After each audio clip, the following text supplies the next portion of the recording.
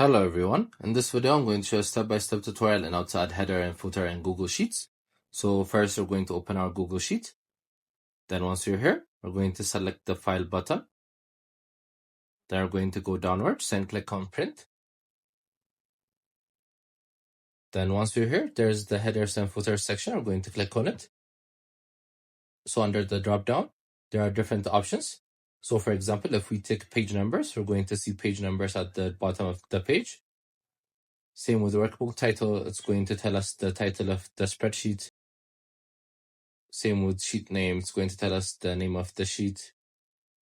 Same with current date and current time, it's going to tell us the current date as well as the time. It's very good to differentiate between different files. Then you guys could also click on Edit Custom Fields. So you guys could customly insert different fields you want, different headers and footers you want, different dates, different types of titles, as well as different types of page numbers. Same with time. So this is how you do it. It's a very simple step. I hope you guys like this video. Subscribe for more, like for more, share for more. I hope to see you again. Goodbye.